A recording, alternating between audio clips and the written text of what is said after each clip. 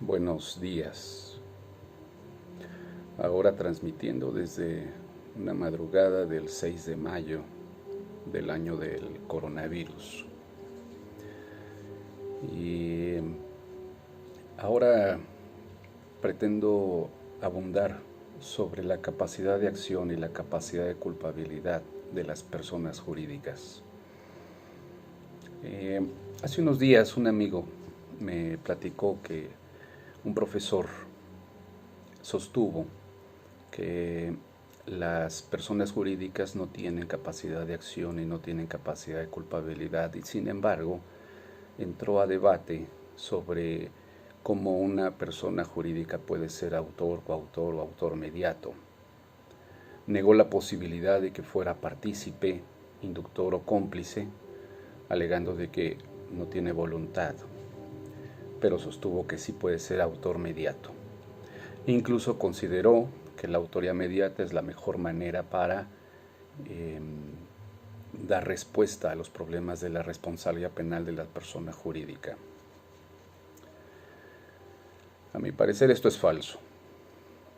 Esto es falso, ¿por qué? Primero, porque la persona jurídica sí tiene capacidad de acción, o más correctamente dicho, capacidad de realizar una conducta. Y esta conducta puede ser de acción o puede ser de omisión. Y la omisión puede ser de omisión simple o puede ser de comisión por omisión. Entonces, sí existe la posibilidad de que las personas jurídicas realicen una conducta. Estaba yo pensando alguna manera de sin entrar en un lenguaje rembombante, ni tampoco utilizar demasiada grandilocuencia para explicar esto, sino tratar de reducir al mínimo una explicación lo más simple, lo más accesible para este gran foro que son las redes sociales y que es muy diverso y muy disparejo, para que podamos entender cómo puede existir responsabilidad penal de las personas jurídicas a través de ejemplos básicos de cómo hay organizaciones que realizan conductas. Primero debemos recordar que tenemos una premisa, que ya lo dije en una transmisión anterior, hace algunas semanas, de que la responsabilidad penal de las empresas se apoya en la teoría de sistemas. Ya dijimos que la teoría de sistemas es, digamos, el punto de partida en México para poder explicar que sí existe la posibilidad de que una organización realice una conducta. Pero también dijimos que la columna vertebral para comprender la teoría de sistemas es la acción comunicativa. Y esta acción comunicativa debe ser organizacional. Entonces, partiendo de esta idea y recordando que para que exista una acción comunicativa organizacional es indispensable que exista una estructura normativa de acción, una racionalidad decisional, un predominio de fines y medios sistémicos, una estabilidad en las configuraciones organizacionales y una evaluación en los procesos colectivos. Esta es la acción comunicativa organizacional vista desde la sociología y la teoría de sistemas. Estos elementos los pasamos a nuestro derecho penal y vemos que también nuestro derecho penal, estos 5 elementos los podemos encontrar en diferentes aspectos de nuestra doctrina. Pero ahora sí, buscando un ejemplo muy tangible y que sea para todos muy comprensible, podemos pensar en una organización de tipo religioso.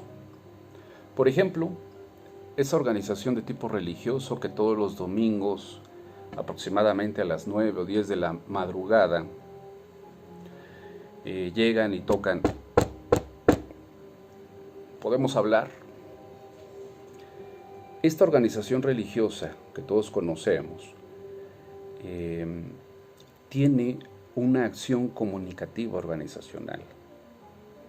Tiene una estructura normativa de acción, tiene una racionalidad decisional, tiene fines y medios sistémicos, tiene una estabilidad en su configuración como organización y por supuesto también tiene una evaluación de sus procesos colectivos.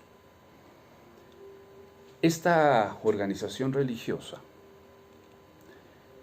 tiene como preponderancia o como fin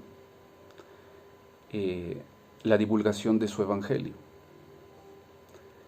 Y todos los que forman parte de esa organización están realizando una acción comunicativa organizacional.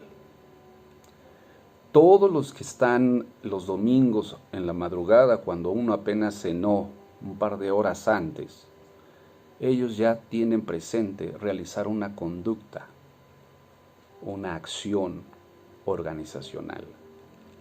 Lo mismo acontece el día 12 de diciembre en México, que es una fecha en la que, como en ninguna otra fecha del año, los fieles católicos se reúnen para venerar a la guadalupana.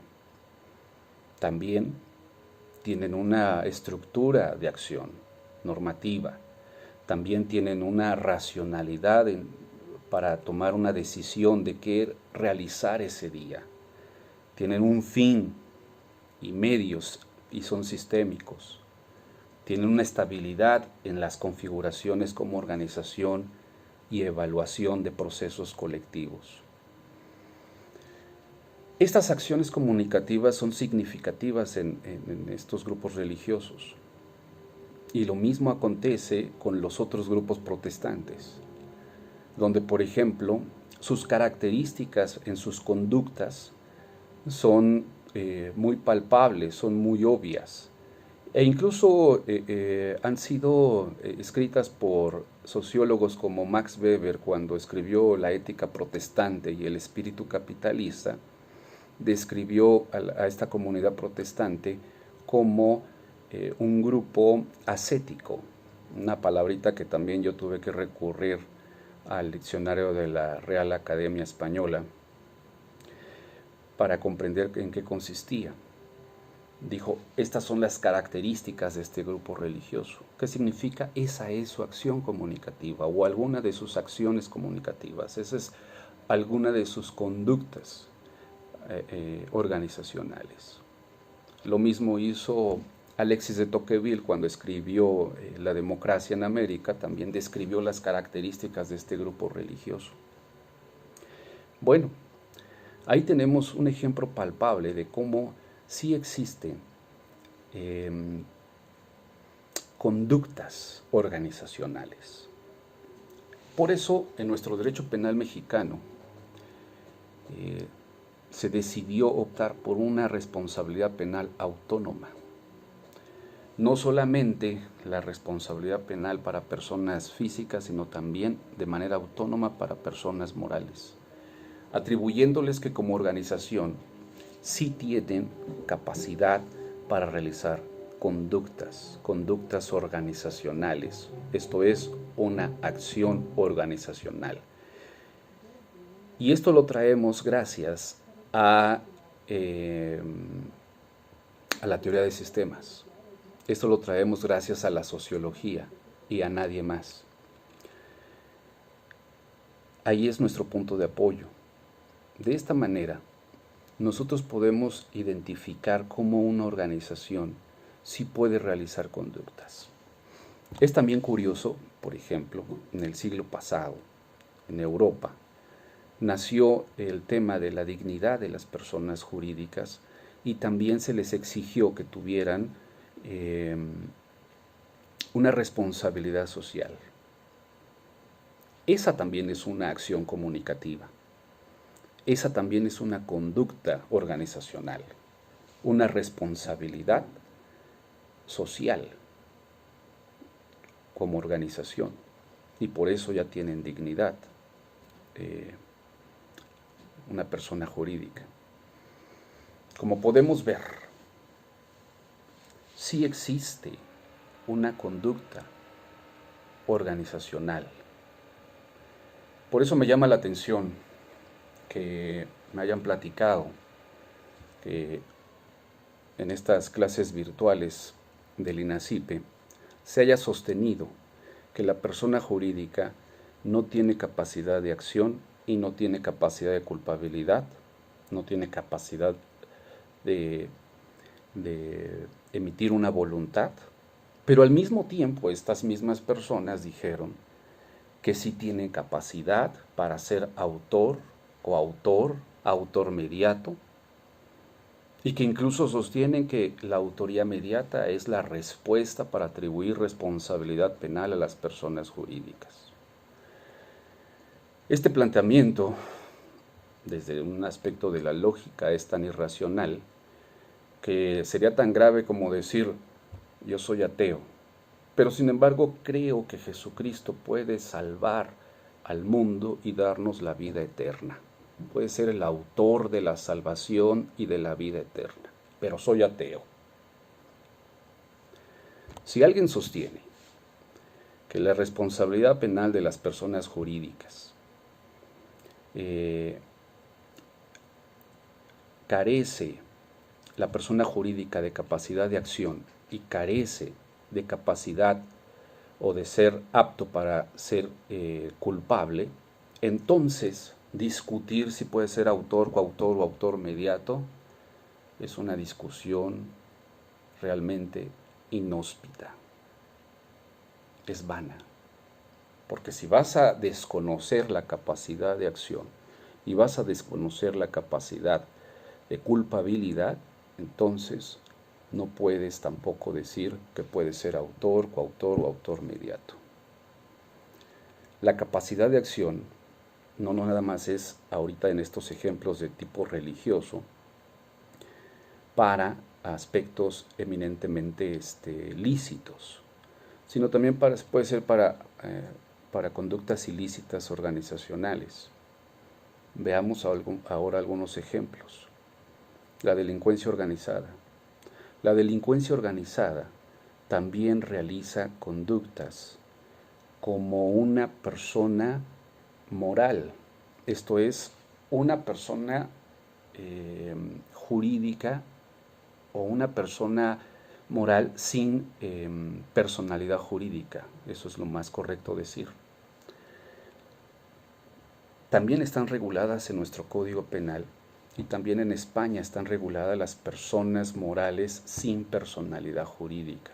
Esto es, que no están constituidos conforme el protocolo o debidamente registrados en las dependencias notariales o el registro público de la propiedad correspondiente.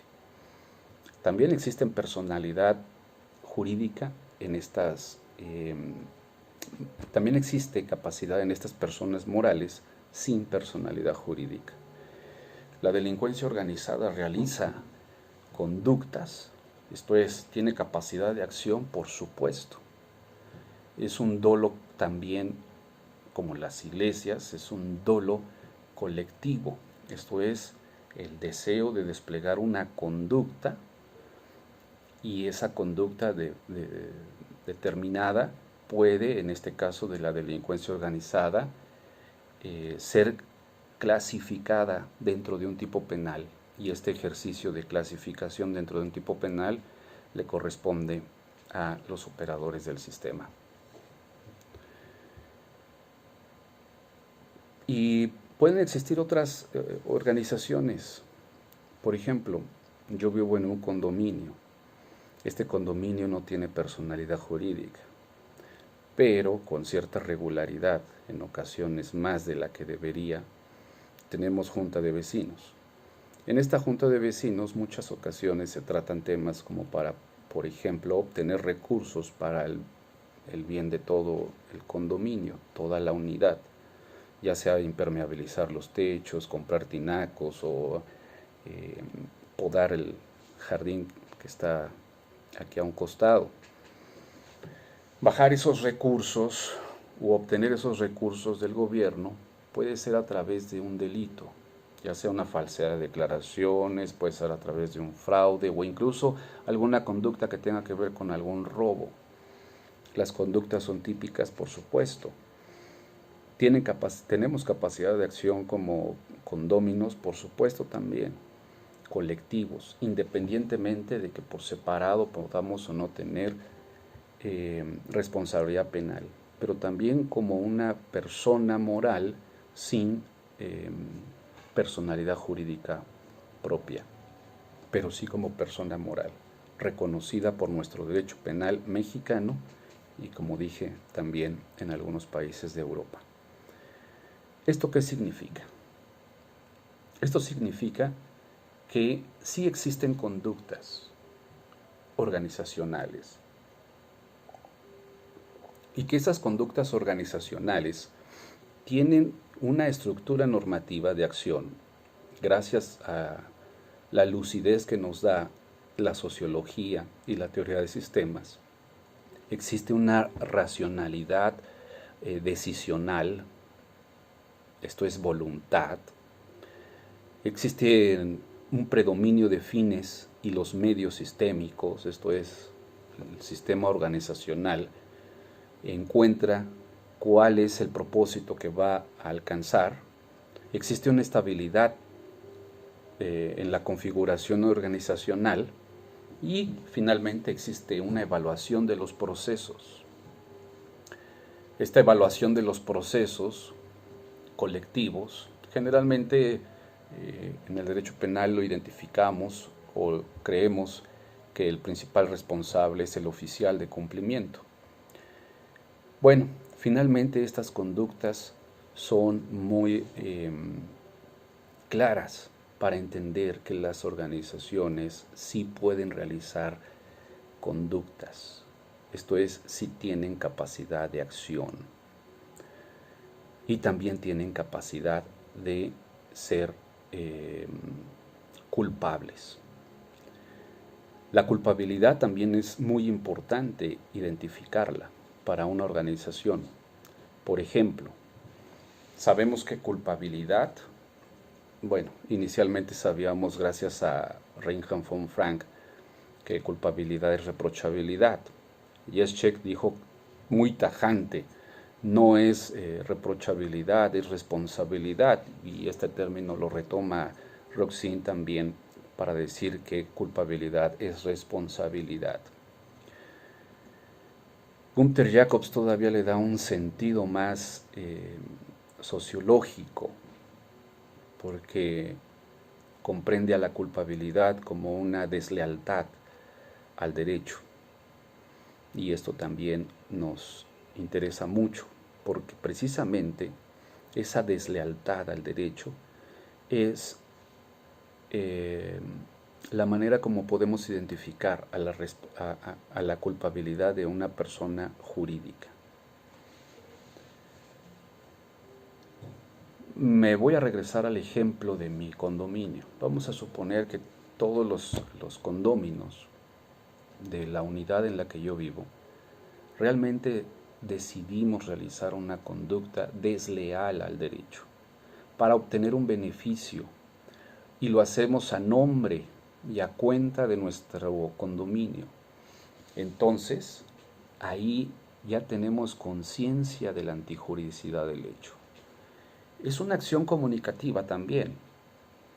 Esto es, que estamos conscientes de que estamos siendo infieles al derecho.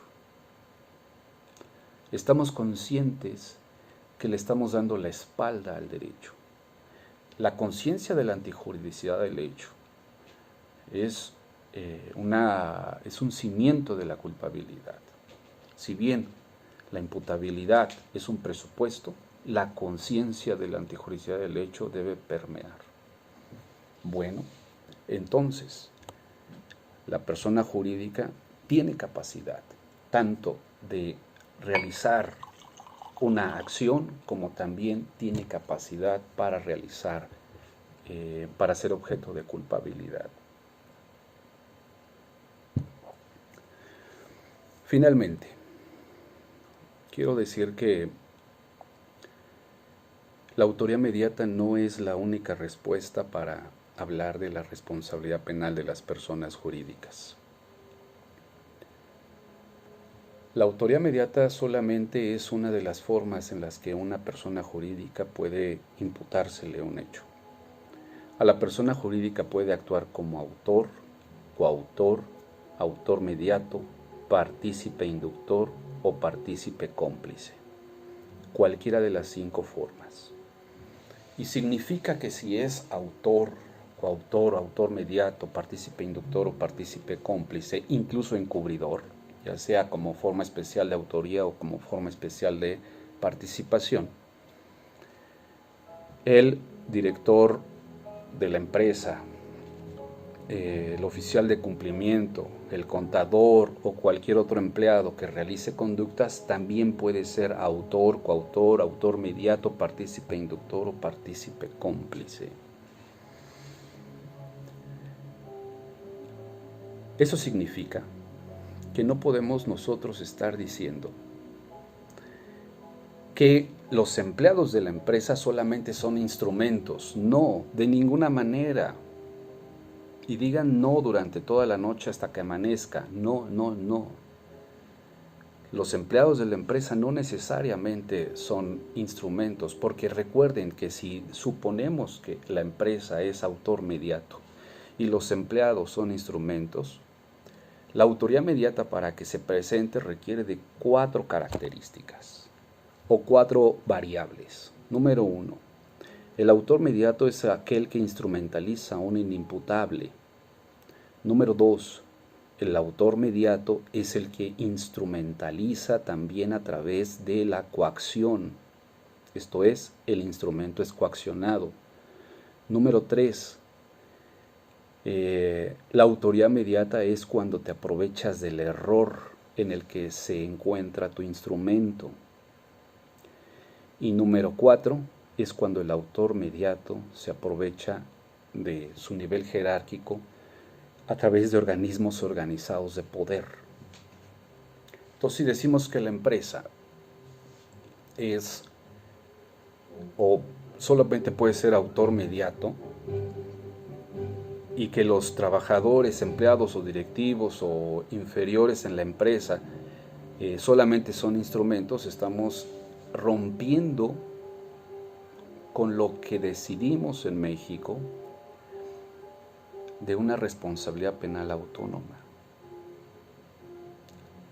La responsabilidad penal autónoma significa que la empresa como ente organizacional, como ente colectivo, deberá responder gracias a su capacidad de acción y gracias a su capacidad de culpabilidad sola, y que los empleados también responderán solos, pero a lo mejor los empleados se ven beneficiados por una causa de atipicidad, a lo mejor un error de tipo invencible, se ven beneficiados por una causa de justificación, a lo mejor por algún estado de necesidad justificante, se ven exculpados por una causa de inculpabilidad, por ejemplo, un error de prohibición invencible, insuperable.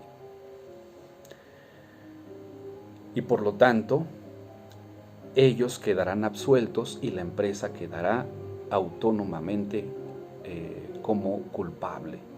Esto es, responsable del hecho delictivo. No podemos andar diciendo que la única manera en la que una empresa actúa es a través de la autoría mediata, porque romperíamos la premisa que, por cierto, no comprendo por qué no se está diciendo, no se vocifera, solamente tiene una paternidad en México y un defensor, digamos, en los términos dogmáticos planteados, y es Rubén Quintino. Él fue el único que intervino en todo el proyecto legislativo y en su aprobación para la responsabilidad penal de las empresas, tanto en el Código Nacional de Procedimientos Penales como desde luego en el Código Penal Federal.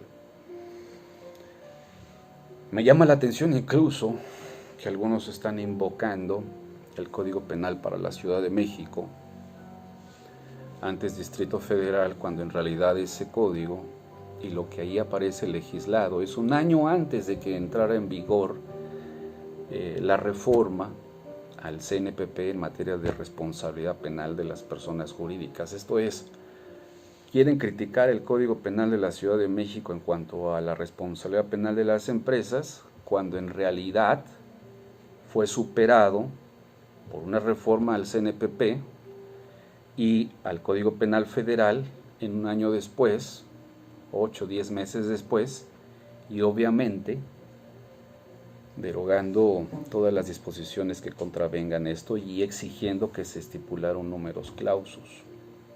Ese es otro tema en cuanto a los números clausus de aquellos estados del país que ya regularon y la mayoría que todavía no ha regulado el números clausus, si existe o no responsabilidad penal de la persona jurídica, por ejemplo en la Ciudad de México. A mi parecer, aunque no existen números clausus, considero que en tanto no existan números clausus, debería existir responsabilidad penal de las empresas, aplicando un criterio de números apertus. Pero bueno, para mí era importante decir que sí tiene capacidad de acción para conductas lícitas y conductas ilícitas. La sociología es nuestro principal apoyo y también tiene capacidad de culpabilidad y podemos verlo así. Y ¿saben qué? Déjenme ver. Espérenme.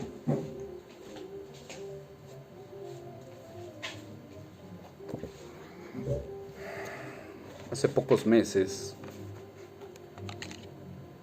mandé un artículo para Sudamérica de pronta publicación y utilicé este libro de un amigo, Rafael Ávila, y me llamó la atención cómo retoma un texto de Merton y dice lo siguiente: la disciplina es autoridad en acción, afirmó Durkheim, así también en la burocracia. La disciplina solo puede ser eficaz si las normas ideales son reforzadas por sentimientos vigorosos que impongan al individuo la devoción de sus deberes. Lo voy a repetir esta última parte. La disciplina, pensemos en una disciplina organizacional, solo puede ser eficaz si las normas ideales son reforzadas por sentimientos vigorosos que impongan al individuo la devoción a sus deberes. La devoción a sus deberes. Pusimos al principio unos ejemplos religiosos. Aquí utiliza también una palabra muy común en el medio religioso, la devoción a sus deberes. Esto lleva más allá de un programa de cumplimiento. Me parece que incluso el programa de cumplimiento no necesariamente excluye de la responsabilidad penal a una persona jurídica. Un programa de cumplimiento ignorado, organizacionalmente doloso, entonces no tiene por qué ser valioso para obtener una sentencia absolutoria a una persona jurídica. Pues bien, espero que ya estamos a punto de amanecer y traemos un horario, digamos, multifacético. Y creo que si vamos a entrar a debate sobre la responsabilidad penal de las empresas, tenemos que hacerlo a través de la teoría de sistemas, a través de la sociología, a través de la acción comunicativa organizacional. No hay manera de entenderlo de otra forma. Y me da mucho gusto que estamos retomando en este tema algunos postulados de Gunther Jacobs incluso. Especial gusto. Bueno, que tengan un buen despertar. Hasta la próxima.